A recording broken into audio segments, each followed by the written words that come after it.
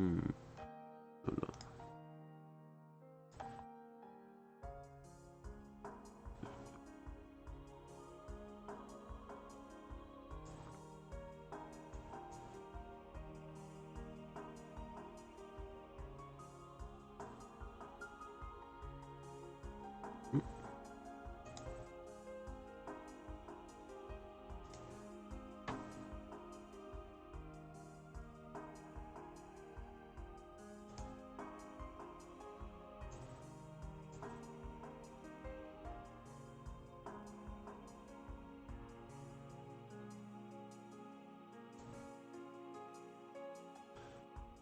Come on.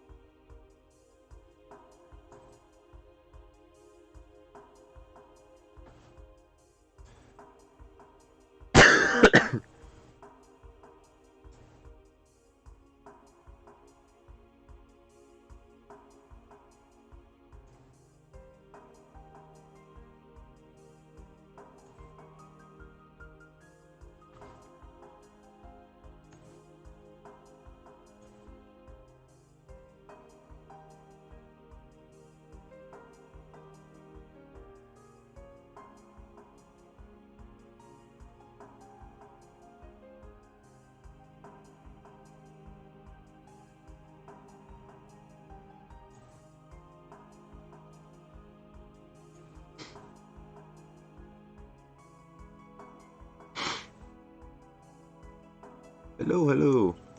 Sorry about that.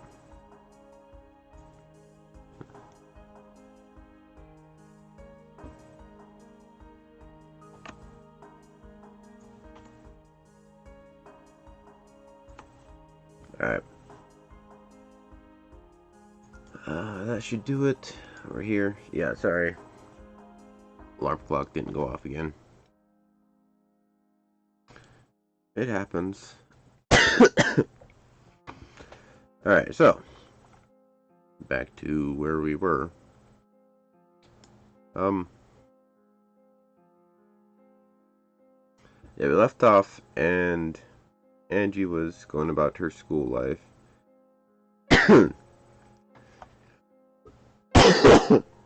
Yeah, still got a cough. And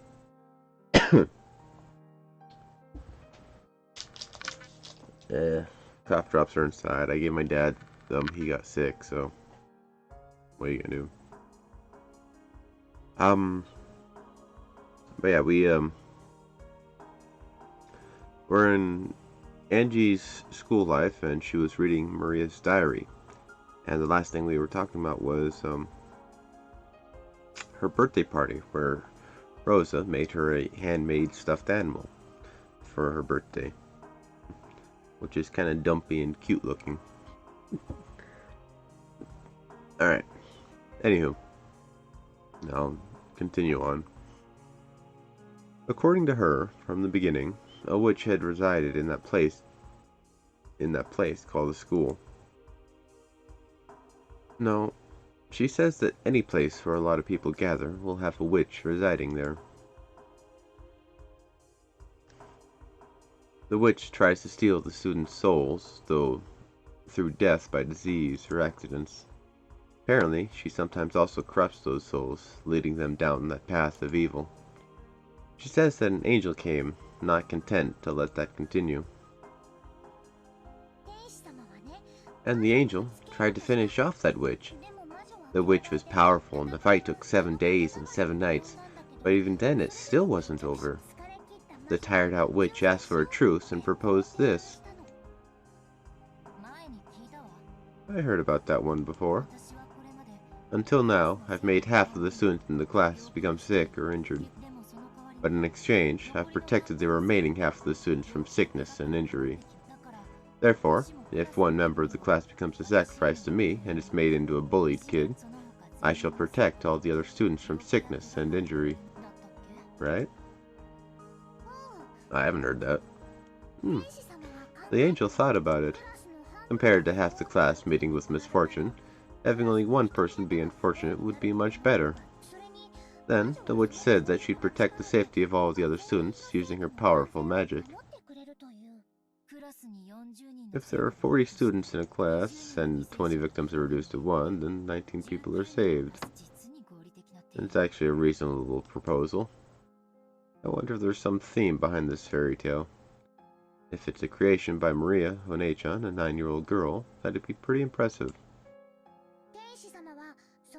The angel decided to accept that proposal.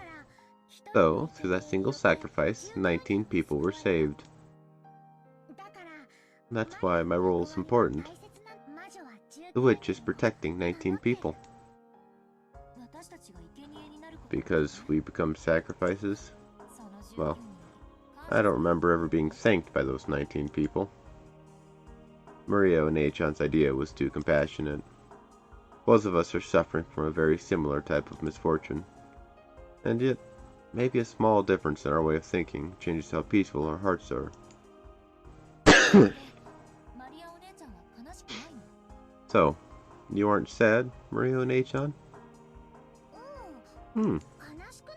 I'm not sad at all. After all, I'll be together with Sakutaro from now on. Right? Sakutaro? Who are you? If we can be with Maria, I'll be happy too. Look, Sakutaro says he's happy too. Ooh. Maria One-chan hugged the Sakutaro stuffed animal, playing both sides of the conversation herself. I don't understand it, but that's exactly why I want to reach Maria One-chan's level.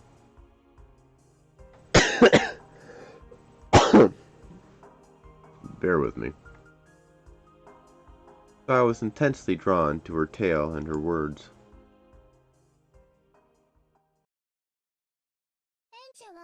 Angie, is it tough because you're all alone?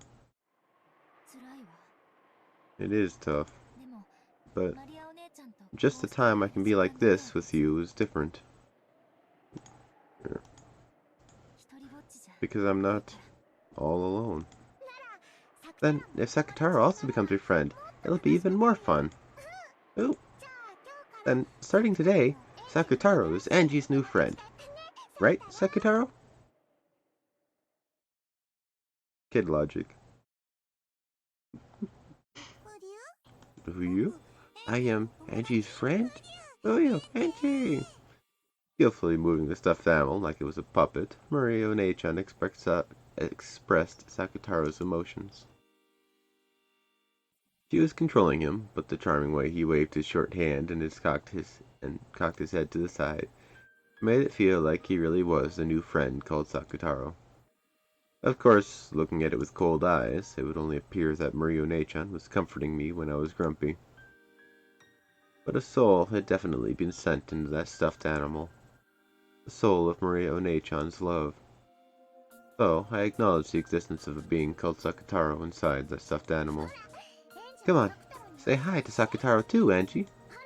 Come on, you say hi too, Sakutaro. Who you? Is Angie a scary person? Sakutaro timidly looked at me. He unexpectedly met my gaze and hid behind Maria One-chan's back in surprise. Maria One-chan really is good at playing with stuffed animals. It's okay, Sakutaro. Angie isn't scary. She's a really nice girl. Ooh. Hello. I'm Sakutaro. Who are you? Pleased to meet you, Sakutaro. I'm Angie. I'm glad to have a new friend. I held out my hand as though asking for a handshake, and Sakutaro's short hand was stuck out towards me, lightly touching my index finger. After all, when a human and a stuffed animal shake hands, their sizes are too different. This greeting by touching each other's fingers was our handshake. Ooh! Now, Angie and Sakutaro are already friends. 2 people are more fun than 1, and 3 people are more fun than 2. Ooh! Oh, yeah. Maria One-chan had given the name Sakutaro to the stuffed animal she was to receive on her birthday, and had warmed and expanded his existence in her heart for a long, long time. Therefore, even before she met him, his existence was sublimated into a personality. Even at the first moment they met, they were already friends. Of course, that wasn't anything extraordinary in Maria One-chan's eyes. although I don't think she personified and loved anything quite as much as Sakutaro. She loved the things she owned very much, treating them just like friends or beloved pets. Maybe Aunt Rosa hadn't let her keep a pet at some point in time, so she felt like treasuring objects instead. And maybe she was so isolated she'd been forced to find a friend nearby. Because of all that, what happened that day wasn't anything extraordinary from her perspective. Even so, Sakutaro, no, maybe I should call it Sakutaro like Mario and A-chan.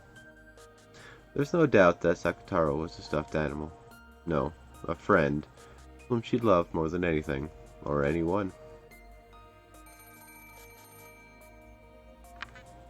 That's a phone, not an alarm. I was gonna say that, rubbing salt in the wound. Hello, it's Mama. You're in a good mood. Is a friend over? Ooh, playing with Sakutaro. Sakutaro, knock it off. It was already about 9 at night. Yeah, I can see it. Rosa had asked because this wasn't a good time to have a friend over, and she'd been just a little surprised. But when she thought about it, Maria didn't have any friends who would come over to play, did she? Even so, to think that she'd have so much fun playing with that stuffed animal. Rosa was very pleased that Maria had liked her birthday present so much. Sorry, Mama just can't get her work finished tonight. The next season's lineup is having a tough time. It looks like we're finally starting to get orders bit by bit, and I want to somehow give it a bit more impact, so we can answer to their expectations. So you're spending the night? Sure, okay. Do your best, Mama. Really? Thank you, Maria. Thanks for being understanding about Mama's work. Rosa was surprised that Maria had accepted so easily that she wouldn't be able to come home from work. To Rosa, having to tell Maria that she'd be coming home late or staying overnight was a huge burden. Maria would start crying about how lonely she was on the other end of the phone, and it took a lot of time and effort to calm her down. To think that Maria would accept it in such high spirits.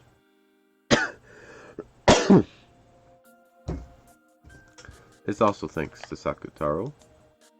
Rosa was once again pleased that she'd given her daughter such a good present.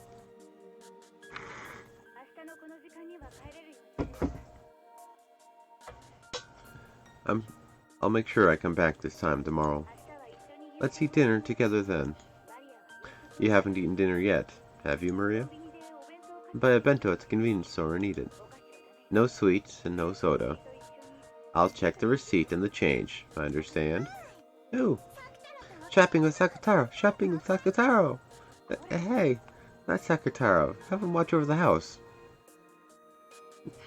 From Maria's manner of speech, Rosa got the feeling that Maria might have gone shopping with that stuffed animal without her knowing about it. Rosa's forehead creased, and after sourly saying that Maria definitely mustn't do that, she hung up. Ooh, that's a lot of stuffed animals. Mama said I mustn't go shopping with Sakutaro. No, you can't go shopping with Maria. Staying home alone. Be lonely. Why did Mama say not to go shopping with Sakutaro? Ooh. You. I'm sure that if Maria was seen with me, it would be embarrassing. Embarrassing? Why? Mama says not to take me outside a lot. And she usually says Maria can't do it because she's too old. Ooh? But I'm not embarrassed at all to be with Sakutaro, right? I'm a lion, but a stuffed animal. You're a lion and a stuffed animal, but you're my friend. So let's go out together. Just when Mama isn't around, as a secret.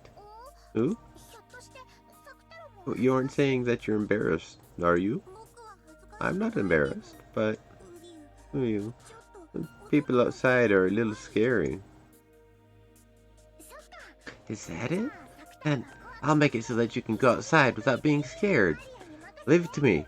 I've got something that's really useful. Maria started fishing around her messy room.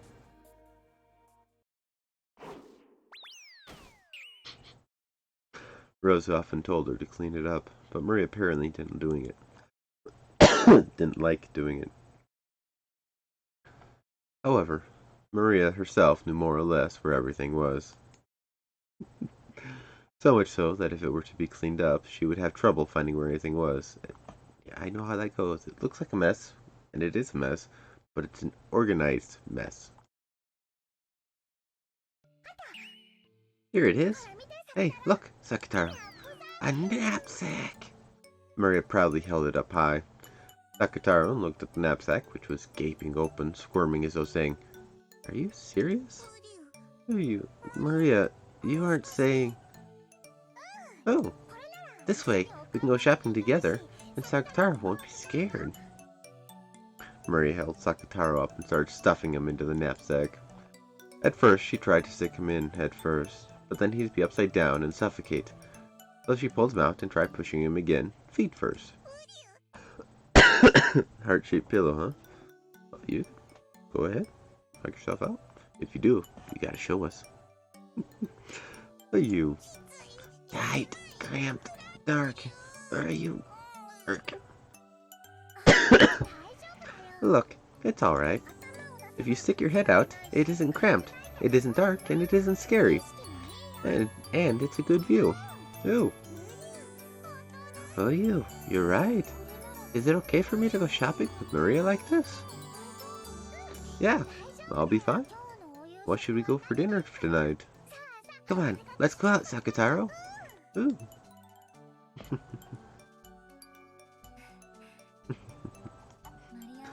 Looks like you're having fun, Maria One-chan. Yeah, it's a lot of fun. Even things that would be lonely and boring alone all become fun with Sakataro.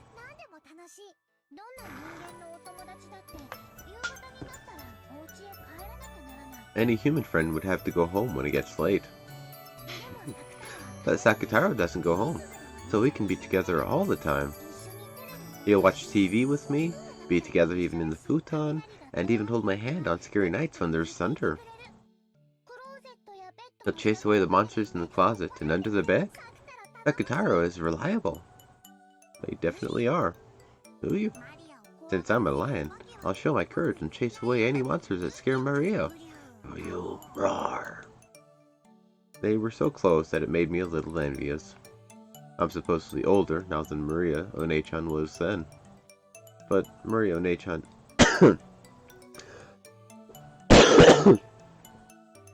Sakataro? I'm not sure. Probably lion.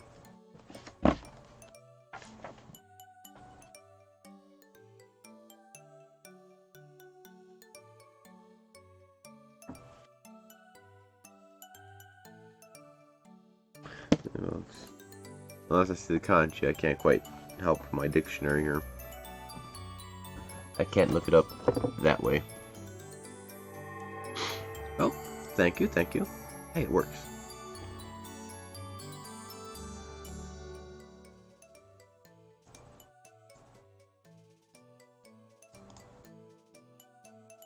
Okay, I had that. Okay, cool. Okay. I'm supposedly older now than Maria One-chan was then, but Maria One-chan really is my One-chan, and I still haven't reached her level. If only I had a friend close by like Sakataro. Sakataro and I are your close friends, right?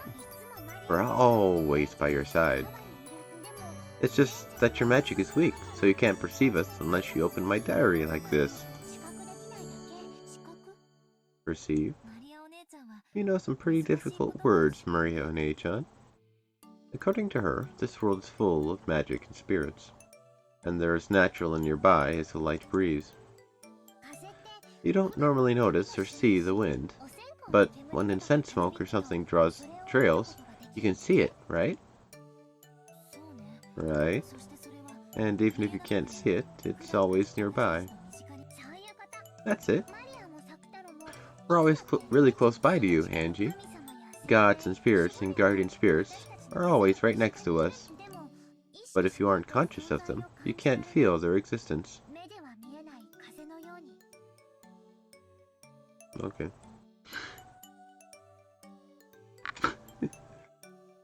Common ending in male names. So that would do it. Sakura. Common female name. Sakura Taro.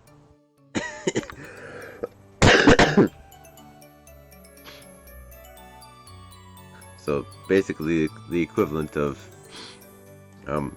Jill Mister tossed in at the end. That's it. We're always really close by to you, Angie. Gods and spirits and guardian spirits are always right next to us. But if you aren't conscious of them, you can't feel their existence. Like wind that can't be seen with the eyes. But they certainly are near us, and if they draw trails from the smoke called magic, anyone can see them. I thought I'd only be able to meet Maria One-chan while this diary was open, but from what she says, she's always with me, and I can meet her at any time if I truly desire to. Along with the record of my life, I left a fragment of my own soul in my diary, so the power of my magic resides in this diary. But it's very faint, so only you can feel it.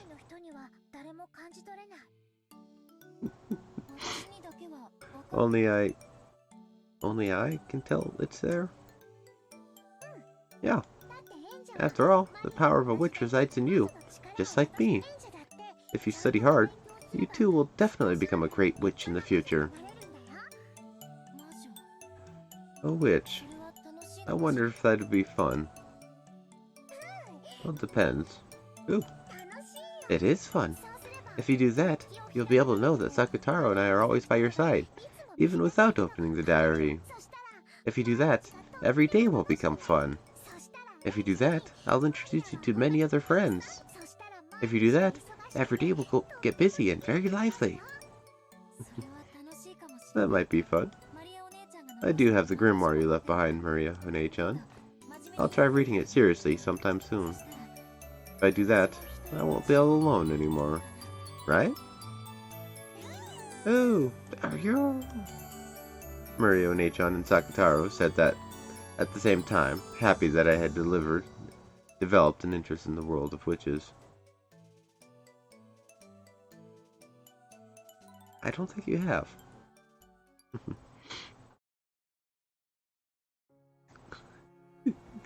Right, she did.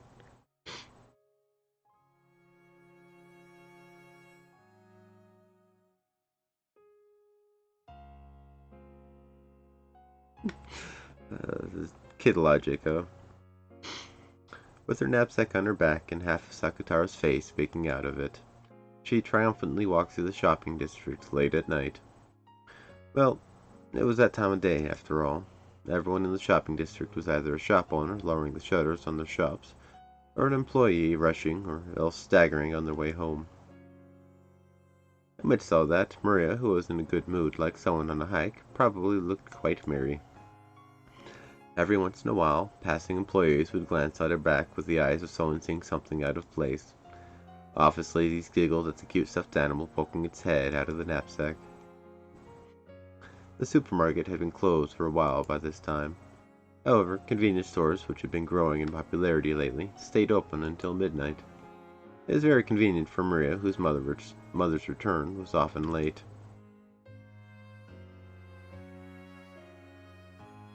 Very cool, I'll look forward to it.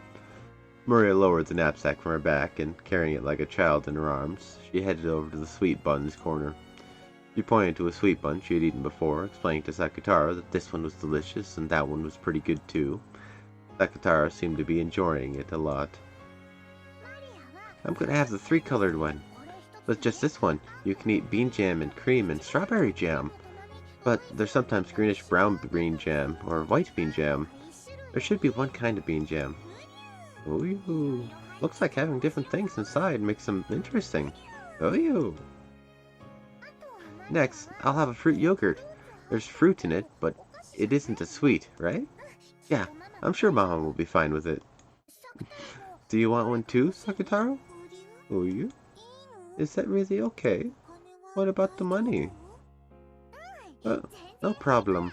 Look, it's Shotaku Taishi. Ooh, so I can buy you whatever you want too, Sakutaro. Let's eat together. Would you like some yogurt too, Sakutaro? When Maria made to grab another one of the same fruit yogurt, Sakutaro bent his head slightly worried. Oh, but I can't eat a big one. A small one will be fine. Then how about a small yogurt? It's 30 yen. That's nothing. That's cheap. Ooh, that's good enough for me. Yogurt with Maria. Yogurt with Sakataro. Ooh. Maria put the 3-colored bean and the 2 yogurts in the shopping basket and brought them to the register. The man running the register had been in charge of the tobacco shops that had been here until last year. I seem to be seeing you a lot at this time of day, little lady. You're a good girl, but maybe you'd better come with your mother if you're going to go shopping at this time in the future, okay? Mama said it's okay, so it's fine. Mama always comes home late because of her work, but we aren't lonely. Right, Sakataro? Oh, you... Really? That sounds tough. Here, I'll give you some free soda. The man working the store took a can of leftover soda or something from behind the register and packed it into the bag with everything else. Thank you, mister. Oh, isn't that great, Sakataro? Ooh. Since she had been told not to buy soda, she couldn't take it back home, so she decided to drink it on her way back and not bring the empty can back home. Okay. With a vinyl bag with a sweet bun in it around her elbow, holding knapsack with Sakataro in it, with the same arm and drinking her soda, the 2 of them walked home. Oh, Yuzu soda isn't really good. You want to try too, Sakataro? Are you? Are you? Yeah. Oh yeah, you're mean, Maria. Nasty. It sure is. Ooh. Of course, it's not like she could actually make a stuffed animal drink soda. She just put the can in Sakataro's mouth and pretended to tilt it. But it was fun for Maria to share the taste of this weird drink that she had gotten for free with Sakataro. There was a huge moon in the sky. At times, that moon had been clouded by tears when she'd been unmanageable during Rosa's overnight stays, and when she'd been scolded by her mother. But this moon was very warm. It seemed to watch over the 2 of them as they enjoyed their trip home by themselves. Maria and Sakataro. Angie watching the 2 of them go from behind. She looked so warm from behind. After looking at the backs of Maria One-chan and Sakataro together, it became very hard to remember all those long nights when she'd cried because her mother hadn't come home. I couldn't say it to Maria One-chan, but if I'd been in the same position, I may have given the stuffed animal the name Sakataro. But it wouldn't have been anything more or less than a stuffed animal. Anyone can make a relationship that only distracts you from your loneliness. But Maria One-chan was different. Sakataro isn't a stuffed animal or a toy. He was a real friend, and far from just distracting Maria from her loneliness. He changed the nights without her mother into a fun time where they could play all by themselves. Was it because Sakataro was the special stuffed animal? Because her mother had made it herself? Because it was very, very cute? Probably not. If there's a secret here, it doesn't lie within Sakataro. I think it probably lies within Maria One-chan.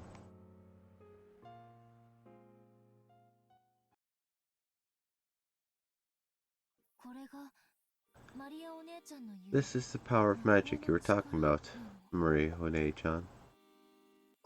Ooh. Knowing magic means that you notice a lot of friends right beside you that you didn't notice before. It's as fun as having a bunch of new toys shops pop up all over the neighborhood. If even I, locked up in an academy without a single friend, had power like Maria One-chan, I wonder if I could make my days just a bit richer. I wonder if I'll be able to honestly shed tears on nights I feel like crying, to smile on gray nights.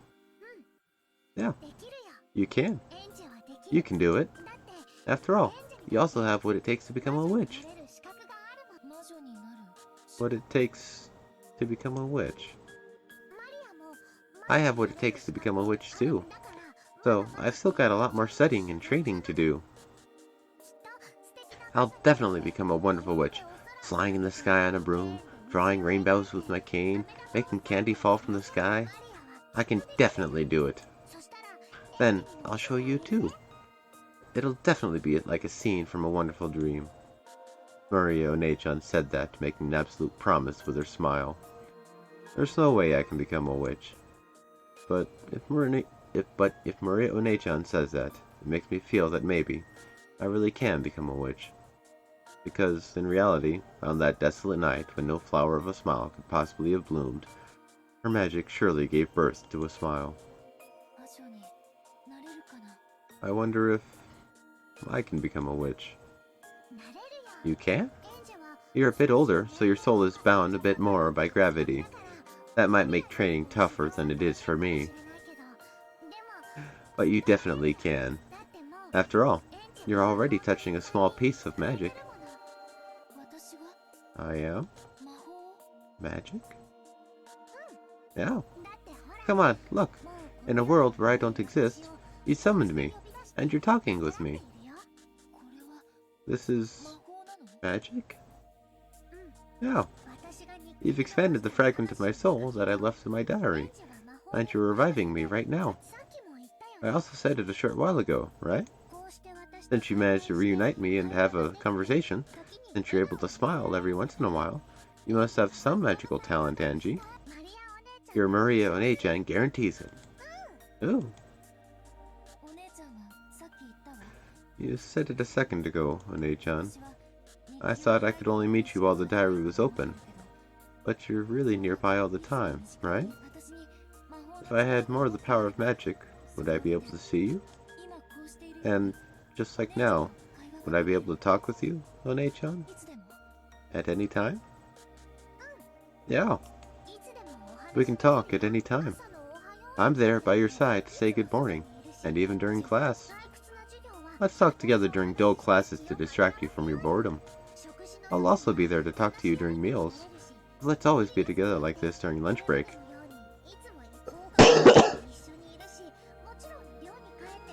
We're with you after school too, and of course, I'm always by your side, even after you return to the dormitory. It's just that you don't see me except when the diary is opened. Even when I close the diary, Maria Onechan, you'll be by my side, right? Yeah, I'll be there. So if you try to see me and try to talk to me, I'll definitely be able to answer. If you look strongly and try to talk, that is. I'll give it a try. It isn't easy, okay? It isn't going to go well all of a sudden, got it? I understand. I'm sure it won't be easy. But I want to be like you, Maria Onechan. Ooh, I understand. Then, look at me well. Look closely. Okay. Slowly, open and close your eyes. You can't shut them for a long time all of a sudden. After burning my form into your eyes, try to make it blend into the inside of your eyelids. Now, I'm doing it. Once you can visualize me, even when your eyes are closed, without changing anything, slowly and softly close your eyes again. How is it? Can you still see me? Yes, I think. I can probably see you. Then try opening your eyes for a second. Now for the real thing. Calm your heart and close the diary. At that time, my form may disappear for a second. But calm your heart and don't get anxious. And then, try to make me that's blended into the inside of your eyelids blend back into your eyes. Slowly visualize me in the empty air. In the empty air, see me. Yeah, I'm okay. Then, I'll close the diary. Ooh. Slowly, I closed it. When I did so, a gray reality filled with the dull hair unfolded. Of course, Murio and Achan's form disappeared. Give it all you've got. Have courage. Take the first step into the world of witches. I felt like Murio Achan was cheering me on inside my heart. She's cheering me on? Really? Or do I just think that she is? No, that's wrong. It's because I think this that I cannot see her. Murio Achan is always by my side, and even now she's definitely there, cheering me on to do my best. That reached my ears. I mustn't ignore it like it's my imagination or the voice of my own heart. I believe that Murio Achan is there. I mustn't doubt. I believe. One-chan said she'd always be by my side. I must not doubt that. But looking at that empty space by the empty back wall of the school building, amidst those almost heartlessly boring rays of sunlight, calling out her name was unexpectedly difficult. The chains of common sense that had clung to me until today sneered at me, telling me that calling out to the empty air was ridiculous. It was almost like being told to take a step forward off the roof of a skyscraper, overlooking a sea of lights. It's Murio Achan saying it. It's alright. He's saying that I'm someone who can do it. Stop thinking that you might fall, or that it'd be foolish to take a step off a roof, and free yourself from those chains of common sense.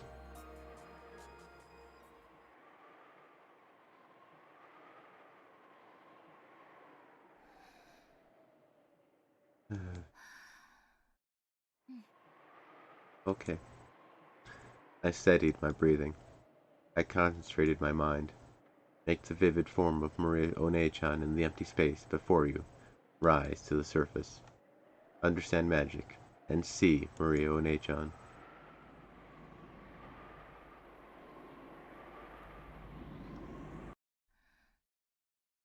Murio One-chan.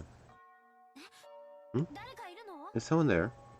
At that time, I was answered by a rustle in the bushes and a wild cry, and I came to my senses. It looked like I wasn't the only one behind the school building. No, since I'd been so immersed in the world of the diary, I hadn't noticed someone coming.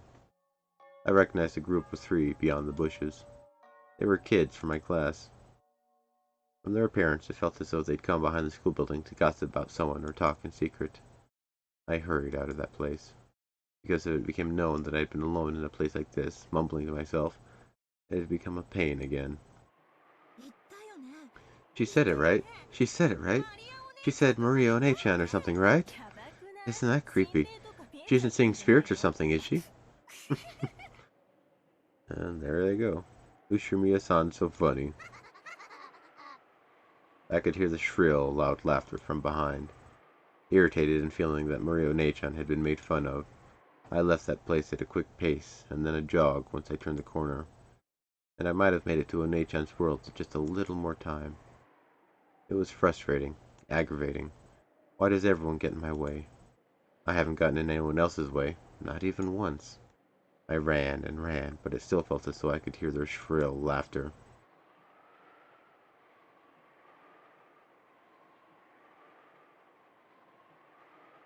Yeah, kids kinda suck.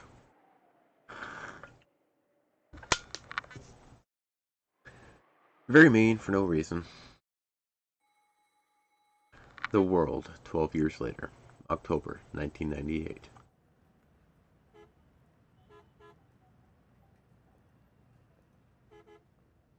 Wait, 12 years later? How old is she now? She was at least middle school, I guess? Last time? Rumor has it, Hanji-chan, that you jumped off the top of a skyscraper. The groupies were getting annoying, so I thought I'd give them the slip. Angie and an old gentleman wearing an expensive suit were alone in a massive modern conference room. All of the newest machines for presentations were installed there, but they didn't upset its refined and composed atmosphere, and that alone was enough to make the business-like theme of the room abundantly clear. However, that didn't matter at all to Angie. She carelessly sat on a high-class chair that executives making a salary of several 10 million yen probably sat in, looking aloof from the world. It's because I knew they were remodeling on a lower floor and had a safety net out. Angie talked about it like it was no big deal, but in reality, it had been a miracle among miracles. To think that she'd shot through several layers of safety netting for the remodeling project, been caught in a multicolored banner adorning the atrium and slipped off, only to be softly caught by a final banner, land on the ground without a scratch, and then briskly leave that place. It put Hong Kong movies to shame. Whether you knew there was a net or not, this is a 200-meter tall super skyscraper we're talking about, right? If things hadn't gone as you planned, there'd be a mess to deal with now. I figured that if I died, then I'd be dead, and that would be that, more or less. Well, still, I was testing my luck a bit. Well, it's youthful zeal. As though saying that she had enough of that topic, Angie shrugged coldly. Seeing that, the old gentleman who was looking at the world below through a crack in the blinds cackled. So, you were testing your luck. Is that it? My, you truly are Kinzo-san's grandchild. The nerve to trust your life to chance. The chairman was also a woman who could stake her life on a bet like it was nothing. So maybe this really is the Ushimiya blood at work. You really will make it big in the future. Please, let me be blunt. Why not give up this running away from home act and return to the Sumadera family?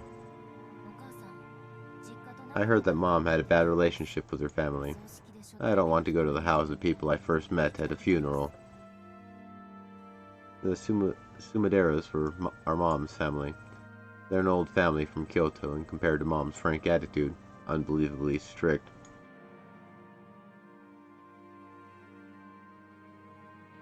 Yep, okay. The only Sumadera I've been on good terms with was Grandpa, who was living apart from his family under the guise of retirement.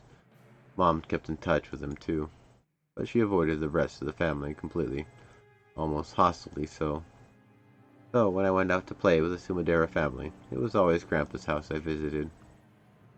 When I was young, I didn't really understand it, but I hear that Grandpa was in an extremely weak position, as a man who'd moved into his wife's family register, and his relationship with Grandma was also bad. You might even say that Grandma hated him and confined him to the house. It isn't hard to imagine that, because she had a soft spot for Grandpa alone, Mom was also hated by the Sumaderas. Since I was her daughter, they probably hated me quite a bit too, and yet they appeared for the first time at Mom's funeral, shamelessly going on about how big I'd gotten, like they could actually act like family after all this time. When Aunt Eva died, I would inherit all the wealth of the Ushimiya family. If that wasn't what they were after, there's no way they would have been able to say such disgusting words. And there it is. Well, it's not as though I can't understand your desire for self-abandonment, now that you're all alone. This isn't self-abandonment. I'm just taking a carefree stroll now that that annoying Aunt Eva has finally kicked the bucket. Everyone else is just making too big a deal out of it. Of course, everyone's after the vast Ushimiya wealth I bear. They must think that becoming my guardian means they'll be able to do as they please with that wealth.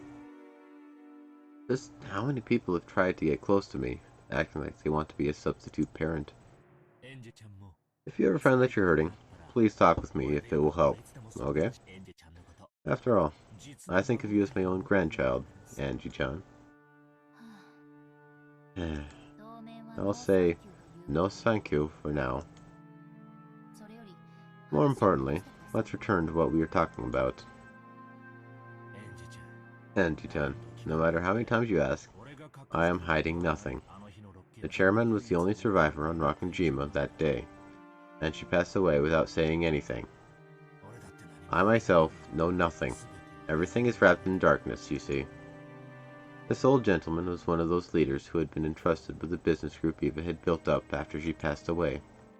The one he called chairman was the former chairman, Ushimiya Eva. His company once had friendly ties with Hideyoshi's business, and he'd had a close relationship with both Hideyoshi and Eva. For that reason, when Eva lost Hideyoshi, he became the only person to whom Eva might have let her true intentions slip. Whenever Eva's heart was torn by the loss of her family, whenever she took it out on Angie, he had acted as a buffer between the two. Although Angie didn't trust him, she found him a very easy person to question.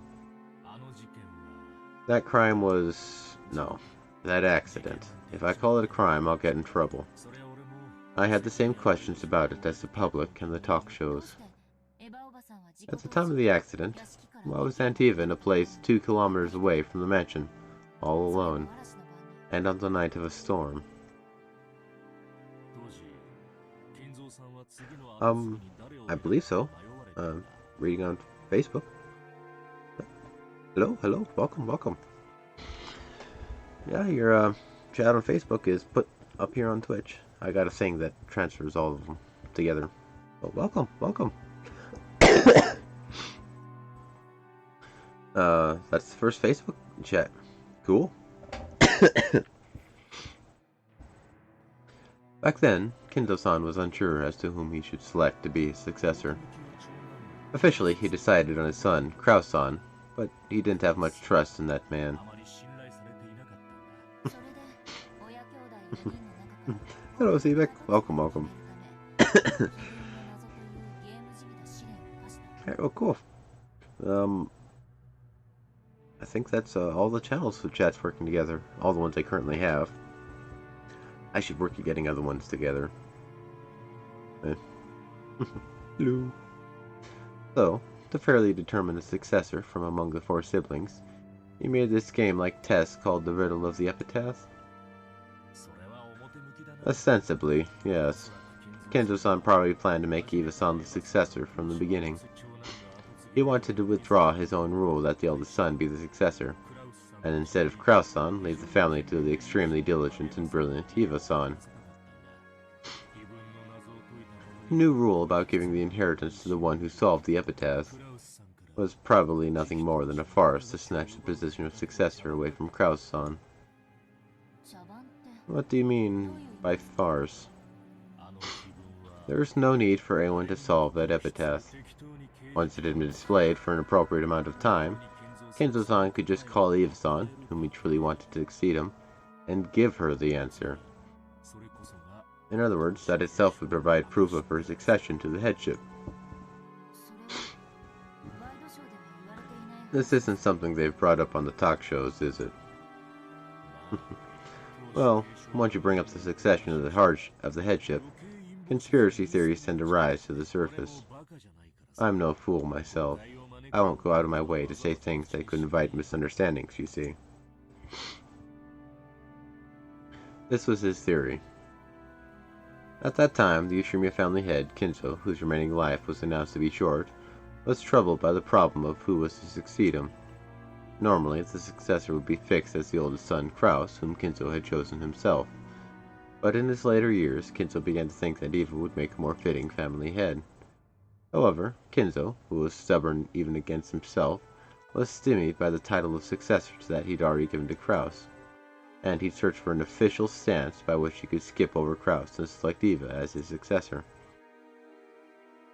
Oh no, perfectly fine. You have a life to live, and that's a-okay. Nobody's blaming you for living. But the key this Friday. Well, cool. Maybe we can have a party stream on Friday or something for you. Yeah, give us a tour of the new place when you do. That official stance was the riddle of the epitaph. The primary successor was still Kraus, but there was a new rule saying that if someone appeared who could solve the riddle, they would be chosen as the successor to the headship. Then, on what would probably be his final family conference, Kinzo told Eva the answer to that riddle himself. In short, it was the same as proclaiming that Eva herself was the successor. On that day, Eva-san was summoned by Kinzo-san, who revealed the answer to her. And, so that she could succeed the headship, he called Eva-san to the hidden mansion Kuwadorian, which only the head knew about. And because Aunt Eva arrived at the hidden mansion one step ahead, she escaped harm in that accident, you say. Maybe Aunt Eva just killed everyone and made it look like an accident, so she could steal all the wealth for herself. And maybe that's why only she escaped unharmed. Alright. Well, either way, we'll do something, I guess. Can't really do much other than maybe say congratulations on the day of. I don't know. But we'll see, we'll see. It's a good thing you're doing. Well, that's what the papers are shouting about. However, I believe Eva-san. I'd say there are several points that justify trusting her. For example, that ring of the Ushimiya family head, which is on your finger now, Anji-chan. That ring is the only one of its kind in the world, which Kinzo-san had made specially, and the artisan who made it acknowledges that the object on your finger is, without a doubt, that ring. The Ushimiya family head's ring. That ring, with the heft of gold and the one-winged seal on it, had a diamond arranged on a pedestal and felt both sturdy and reminiscent of the dark hobbies of the rich. Kinzo had worn that on his finger without removing it, even for a moment. This man was saying that the fact Eva had proved that Kinzo had acknowledged her as a successor. After all, Eva-san certainly did have that ring. And, if you take into consideration that Eva-san actually was talented, and that Kraus-san had made a fool of himself several times on the business scene, I cannot imagine that Eva-san's story is completely made up. Although there's the possibility that she murdered grandfather in order to steal that ring. Then, Aunt Eva, using some kind of trick, massacred everyone and made it look like an accident. Yes. It seems the papers were saying something about her massacring everyone, with keeping all the wealth to herself as a goal. True, Eva-san was a person capable of holding back nothing when she was determined to accomplish something.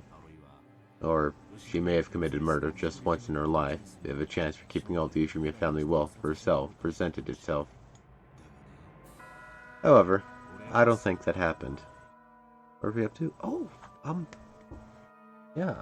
I've got my printer up and running, and I think I've worked out some of the kinks. It's still hit or miss most of the time, but I'll pull up some things after the stream, or maybe at the end of the stream,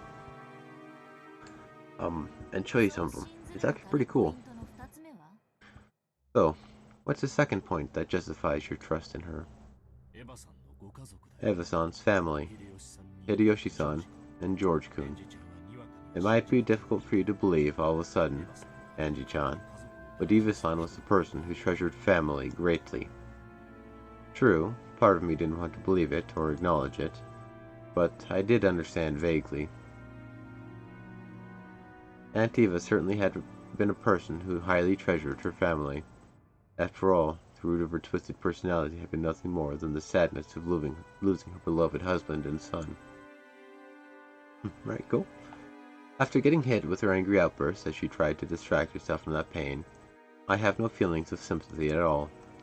But it's not like I can't imagine how the incredible shock of losing her whole family must have changed her character. Kinda went crazy. You're saying there's no way Aunt Eva, who loved her family, would throw away her husband and her son? That's right.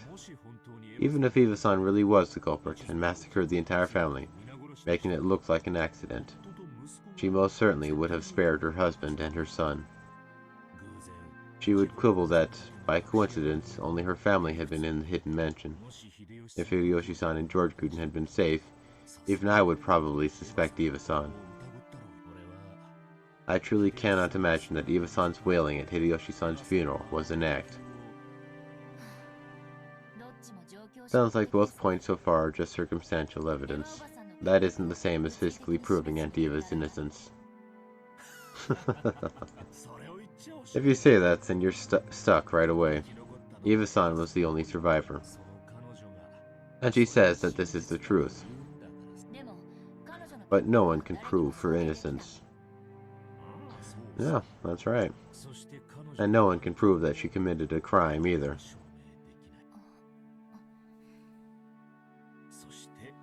Yeah. Alright, yeah. Feel free. Use whatever means you feel like. That's why I have multiple channels, for whatever people want to use. And the final point that justifies trusting her is police. After all, it was such a flashy crime. The police were being pushed forward by a public in an uproar over conspiracy theories, so they must have investigated Eva-san thoroughly. Questionable. It was easy to feel something unnatural about the claim that Eva had avoided the accident by coincidence, because she alone had escaped to a hidden mansion. Furthermore, at the time, Hideyoshi's company had been right in the middle of a takeover struggle, and in order to buy off the big stockholders, she'd wanted a large sum of cash.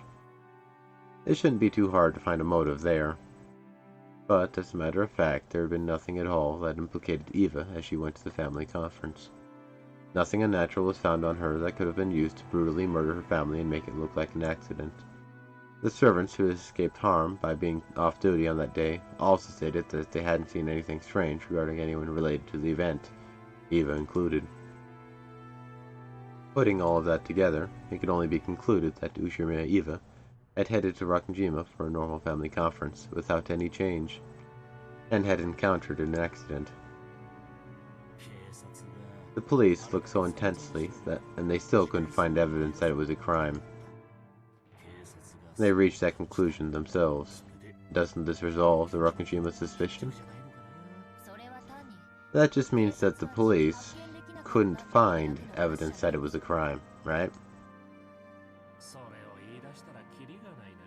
Oh yeah, she does.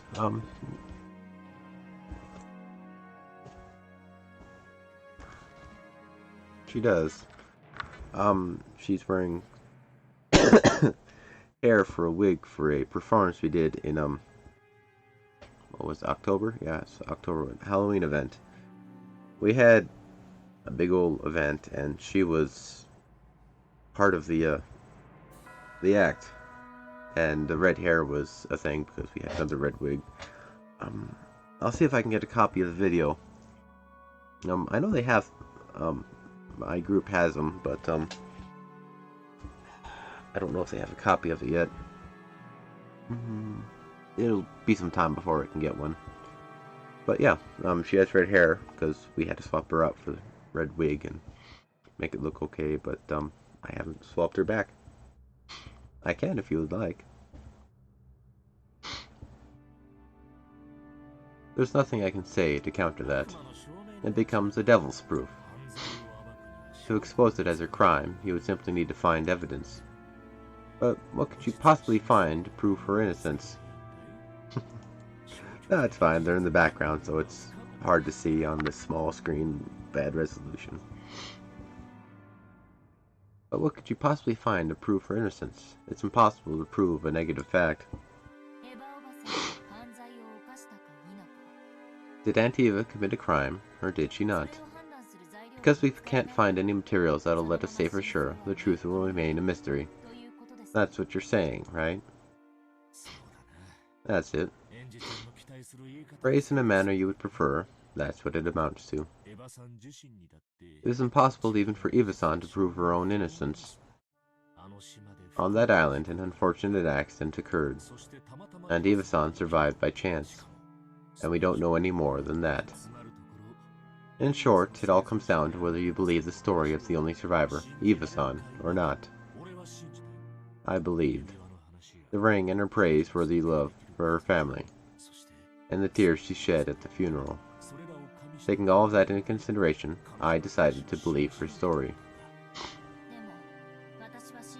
But I don't believe. If she wanted to steal the ring, there were probably many ways for her to do it, and no one knows if her relationship with her family really was that good. No one can prove that tears at a funeral are real. Actually, there actually kind of is a way. I think truly, sorrowful tears are actually salty, but like other tears that you just have that blink aren't. So technically you can prove something. I read that somewhere once, so obviously it's true. Anyway, I hated Aunt Eva from the very beginning, so I don't even want to believe her.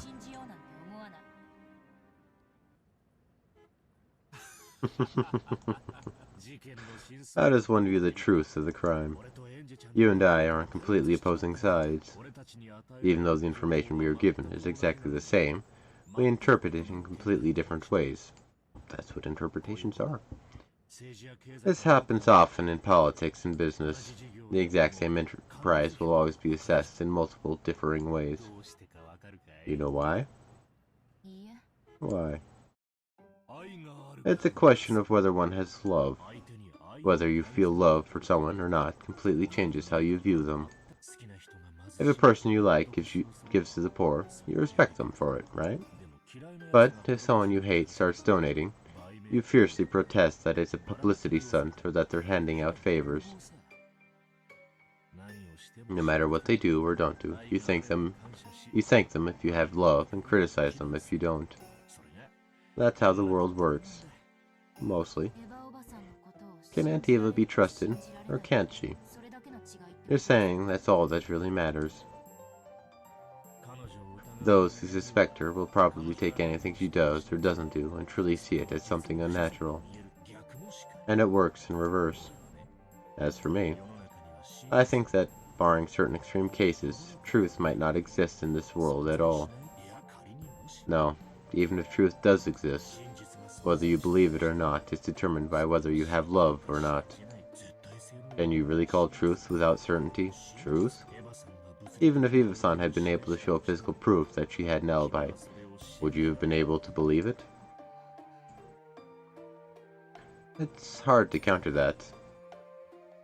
I hate Aunt Eva, so I'll probably deny any information beneficial to her, and interpret any neutral information in a negative way. In other words, the truth is already decided inside me. So, just what in the world is this truth that I'm still searching for, unsatisfied? That's how it is. So, no matter what you hear from me, since you still suspect Eva-san after all this time, nothing will change. At the very least, even if you were to grasp a heap of hitherto unknown information, I don't think you'd be able to reach the truth the way you are now. So I can't reach the truth? After all, no matter what kind of new information or proof you find, Anji-chan, it won't change your stance that Eva-san is the culprit, right? So it's pointless to investigate anything more, because the truth inside of you is already decided. However, if you stop assuming that to be the truth, if you wish to struggle further towards the deeper, real truth, there is a single way. I believe I already mentioned it, but do you know what it is? Is it love? I don't really know what you mean. Right now, you're considering this under the assumption that Eva-san is the culprit. But that's no different than looking at something with a single eye. With one eye, no matter how much you squint, you cannot see an object in 3 dimensions, right? That's why we have another eye. And of course, it's in a different position from the first eye. You're telling me to look at things based on the supposition that Aunt Eva isn't the culprit. Or else that it was a real accident? Yes, that's correct. When thinking about anything, you should always try to look at it from the different perspectives. If you don't, you won't understand anything about what is real. It's the same with newspapers. You can't see anything from the single viewpoint of a writer who wrote an article in a single newspaper. Sometimes you can only process information composedly and in 3 dimensions when you read multiple newspapers. Without love, the truth cannot be seen. Sounds nice. Maybe he thought it interesting that such a flashy phrase would pop out of his mouth. For a while he laughed, looking pleased. At the same time, he was telling me that he'd said everything he knew, and that it was about time to leave. I understood that and got to my feet. Well, that's a Japanese thing. Implications that things should be done. I'm kind of oblivious to things like that. I do understand your feelings, Anji-chan. You should do as you like for a while, until you're satisfied. You were 6 years old at the time. I understand how you must feel after losing your family, before you could even understand what that meant, and how you must still be unable to sort out your heart.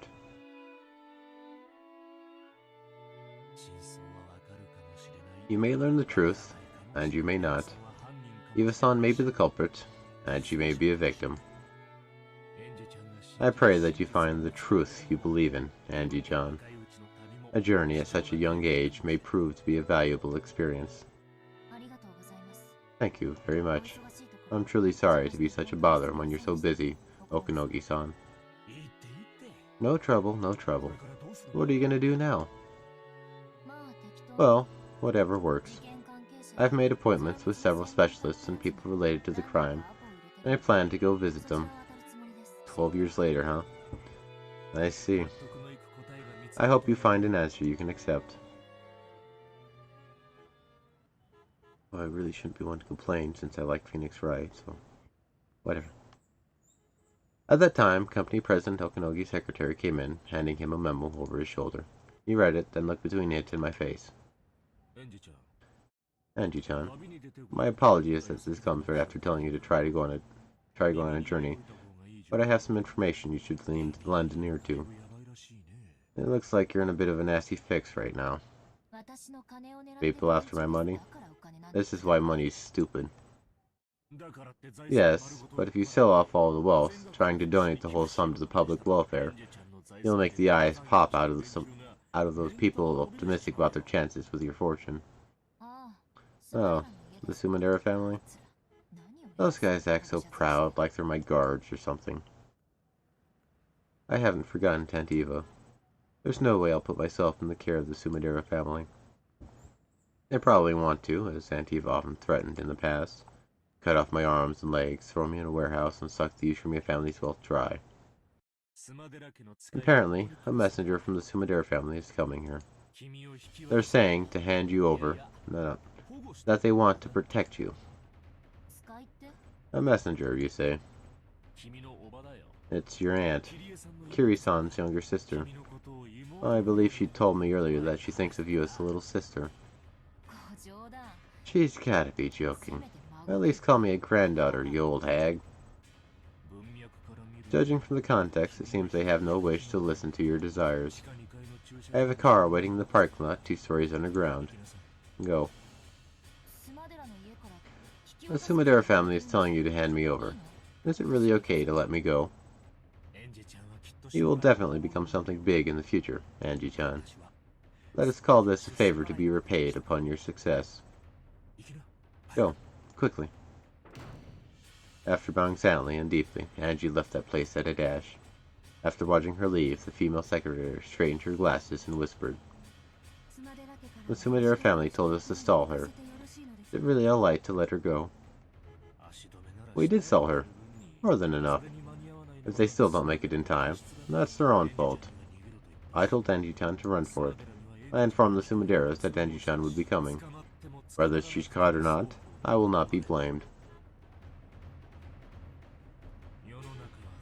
Everything in this world is love, you see. Don't worry, she'll escape. After all, that child's capable of leaping off the building to shake pursuers. Okanogi looked down again through a crack in the blinds, muttering, "Nope, definitely couldn't do it." Yeah. Angie wasn't a fool herself. She got off the elevator, but on the 3rd floor. A taxi in the 2nd level of the basement? That's so neat and clean that I don't like it.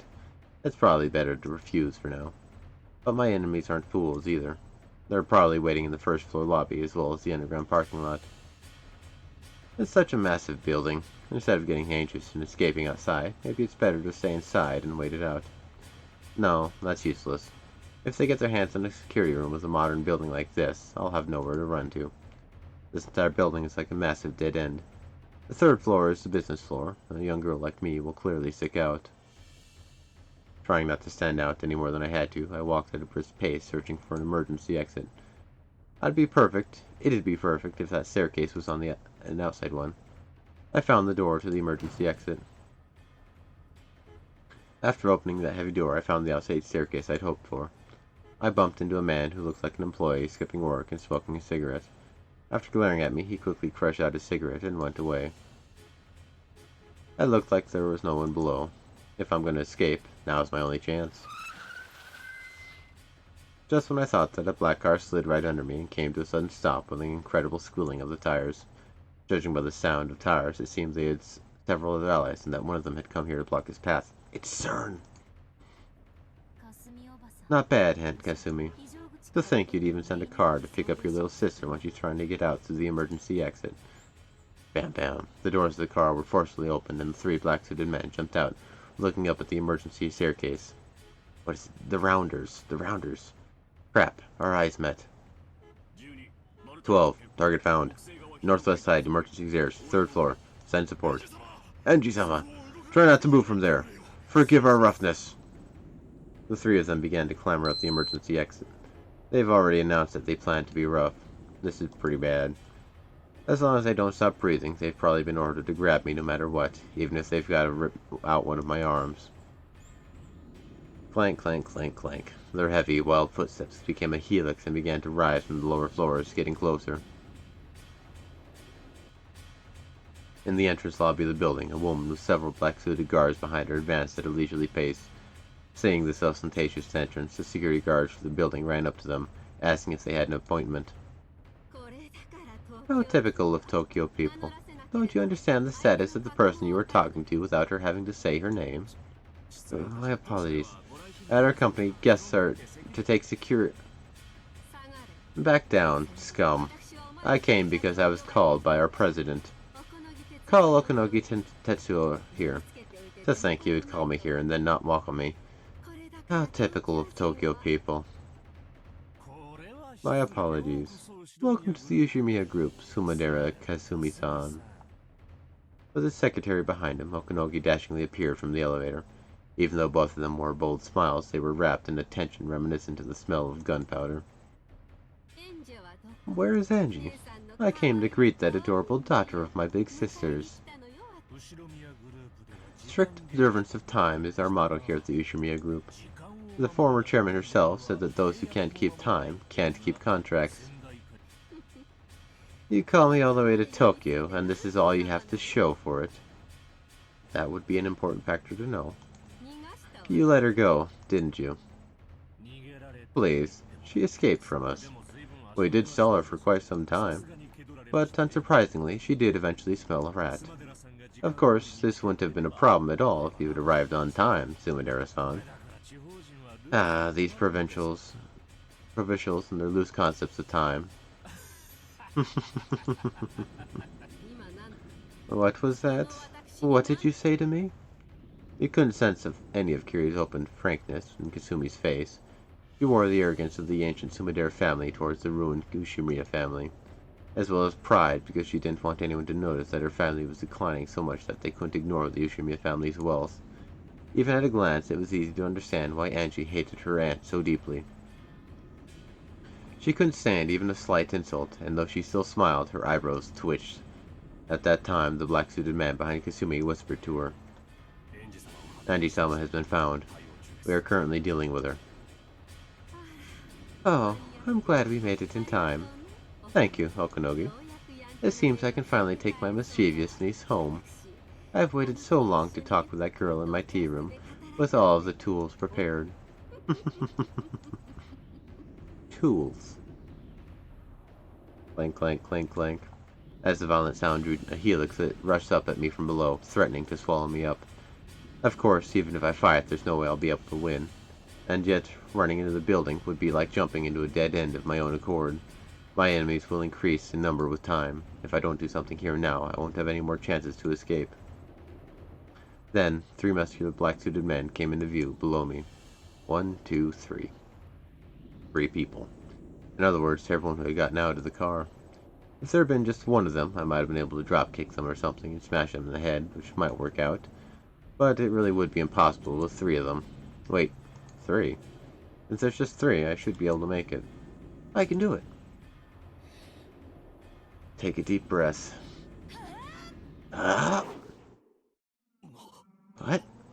You idiot! Stop! Look out!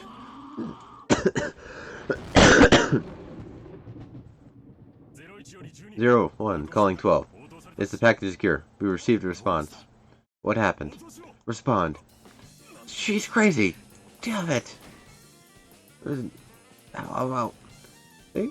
That worked out perfectly, didn't it? There's just the three of them after all. I've already tried that once from a higher place. I knew I'd be able to jump down just 3 floors. It's a good thing the car they came in was right beneath me. Even if it wasn't as pleasant as a trampoline, I provoked my fall. A little gently, a little roughly. How rude. But you didn't have to dent that much. The roof of the car broke my fall, leaving a massive dent around my body.